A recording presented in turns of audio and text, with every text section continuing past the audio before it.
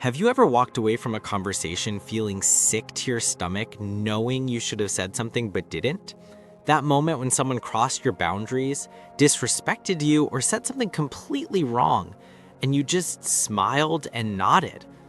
We've all been there, standing in the shower later, rehearsing the perfect comeback that will never be heard, lying in bed, replaying the moment you chose silence over truth. But here's what nobody tells you. Every time you swallow your words to avoid conflict, you're not being the bigger person. You're slowly suffocating the most authentic part of yourself. And the cost? It's higher than you think. This isn't just about being assertive or learning to speak up. This goes much deeper than that. What I'm talking about is a psychological prison that most of us have been living in since childhood, and we don't even realize it. Think about it. From the moment we could talk, we were taught that good people avoid conflict. Nice children don't argue. Mature adults let things slide. Keep the peace. Don't rock the boat. Be polite even when politeness becomes self-betrayal. But what if I told you that this entire framework, this obsession with avoiding conflict at all costs, is actually a form of moral slavery? What if the very thing you think makes you virtuous is actually keeping you trapped? The German philosopher Friedrich Nietzsche saw this pattern with brutal clarity over a century ago. He understood that much of what we call goodness is really just disguised fear. Fear of confrontation, fear of losing approval, fear of being seen as difficult or selfish. And here's why this matters more than ever in today's world. We're living in an age of performative niceness, where being agreeable has become more important than being authentic. Social media rewards conformity. Cancel culture punishes those who speak uncomfortable truths. We've created a society where the safest strategy seems to be keeping your mouth shut and your head down. But safety isn't freedom, and the price of this false peace is nothing less than your soul. When you consistently choose harmony over honesty, you don't just lose arguments, you lose yourself. This isn't about becoming aggressive or picking fights with everyone. It's about understanding that conflict, when necessary, isn't the enemy of a good life. It's often the guardian of it. Today, we're going to explore how the fear of confrontation becomes a prison, and more importantly, how you can break free. The anatomy of fear. Let's start by getting real about what's actually happening when you avoid conflict. It's not noble. It's not mature. It's fear, pure and simple, but not the kind of fear that protects you, the kind that destroys you from the inside out. When you bite your tongue instead of speaking up, your body knows. Your nervous system recognizes the betrayal. That knot in your stomach, that's your authentic self crying out. That sleepless night replaying the conversation, that's your integrity trying to resurface. Here's what Nietzsche called slave morality, a moral system created by people who felt powerless to act. Instead of changing their situation, they convinced themselves that submission was virtuous. Sound familiar? I'm being the bigger person. It's not worth it. I don't want to cause drama. But here's the brutal truth. Every time you choose false peace over necessary confrontation, you're training yourself to be smaller. You're practicing powerlessness. And the world notices. People can sense when you won't defend your boundaries, and those with bad intentions will exploit it. The poison of resentment. Now let's talk about what happens to all that suppressed anger. Spoiler alert, it doesn't just disappear. It transforms into something far more toxic: resentment. Resentment is anger that's been denied expression. It's the fury you swallowed, fermented into bitterness. And it's eating you alive, even if you don't realize it. Think about someone in your life who constantly violates your boundaries. Maybe it's a coworker who dumps their responsibilities on you.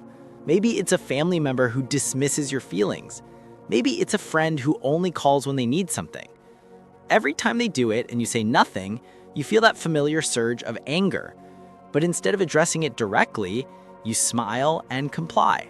Then you go home and complain to someone else. Or worse, you turn it inward and blame yourself for being too sensitive.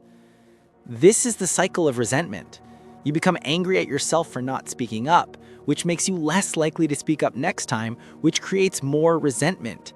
It's a downward spiral that ends in either explosive rage or complete emotional numbness. Nietzsche saw this pattern everywhere. People who were proud of their patience and understanding while secretly burning with rage at the world. They weren't patient, they were afraid. They weren't understanding, they were resentful. So how do you break free? How do you overcome this fear that's been programmed into you since childhood? It starts with understanding what Nietzsche called the will to power. This isn't about dominating other people, it's about refusing to be dominated. It's the fundamental life force that drives every living thing to grow, expand, and assert its existence. When you suppress this drive, you're literally working against the most basic impulse of life itself. The will to power means owning your right to exist fully in the world. It means setting boundaries without apologizing for them. It means speaking your truth even when your voice shakes. It means choosing temporary discomfort over permanent resentment. But here's the key.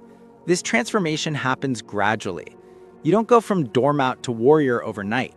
You start small. You practice saying no to little things. You challenge minor assumptions. You express small disagreements. Each time you speak up, even in the smallest way, you're exercising a muscle that's been atrophied by years of silence. You're proving to yourself that conflict doesn't have to be catastrophic. You're discovering that most people actually respect you more when you have clear boundaries. The art of necessary conflict. Let's be clear about something. Not all conflicts are worth having. The goal isn't to argue about everything. It's about learning to distinguish between conflicts that matter and conflicts that don't. A necessary conflict is one where your values, dignity, or well-being are at stake. It's when someone repeatedly crosses your boundaries despite gentle corrections. It's when you witness injustice and your conscience demands you speak up. It's when staying silent would require you to betray something fundamental about who you are. The art is learning to engage in these conflicts with clarity rather than emotion.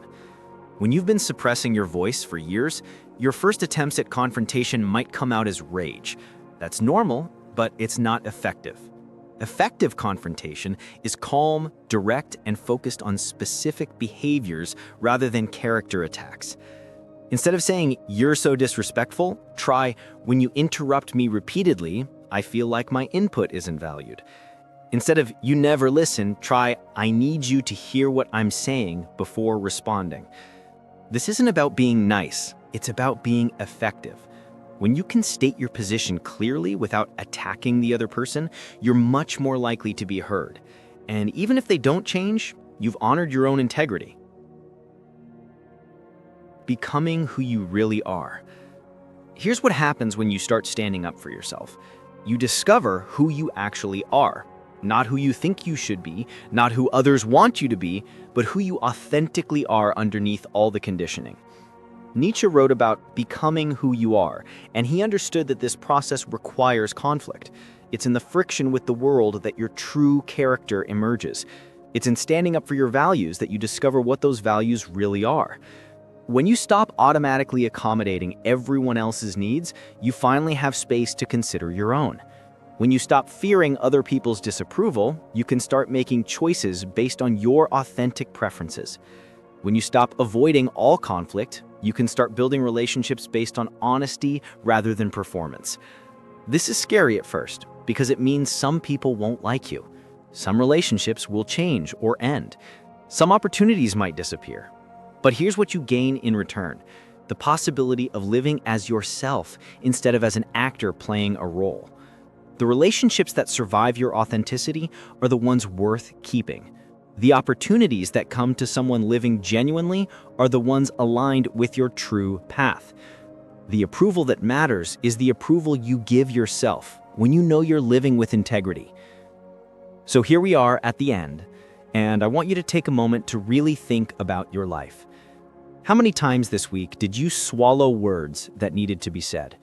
How many boundaries were crossed while you stood there smiling? How many times did you choose the comfort of false peace over the difficulty of honest confrontation? The truth is, you already know the areas where you need to speak up. You know the relationships where you've been too accommodating. You know the situations where your silence has become complicity. The question isn't what you should do, it's whether you'll find the courage to do it. Remember, this isn't about becoming someone else. It's about becoming who you've always been underneath the fear. Your authentic self is still there, waiting for permission to speak, to act, to exist fully in the world. The path forward is simple, but not easy. Start small. Find one situation this week where you would normally stay silent and choose to speak instead. It might be uncomfortable, the other person might not like it, you might feel guilty at first, but you'll also feel something you haven't felt in a long time, the satisfaction of honoring your own truth. Your life is not a rehearsal. Every day you spend in the prison of politeness is a day you can't get back. The world doesn't need another people pleaser. It needs the real you, with all your opinions, boundaries, and imperfect humanity. If this video resonated with you, if you recognize yourself in the patterns we've discussed, I want to hear from you. Leave a comment below and tell me about one situation where you know you need to speak up but haven't yet. Sometimes putting it into words is the first step towards taking action. And if you found value in this exploration of Nietzsche's philosophy and how it applies to your daily life, hit that like button. It tells me you want more content that challenges you to live more authentically, not just more comfortably. Don't forget to subscribe if you haven't already. This channel is dedicated to exploring the ideas that can transform how you see yourself and your place in the world. Philosophy isn't just for academics, it's for anyone brave enough to question the stories they've been telling themselves. I've got more videos coming that dive deep into these themes: how to set boundaries without guilt, how to handle the inevitable backlash when you start living authentically, and how to build relationships based on mutual respect rather than one-sided accommodation. The journey from people pleaser to authentic person isn't always smooth, but it's always worth it. I'll see you in the next video where we'll continue building the courage to live as who you really are.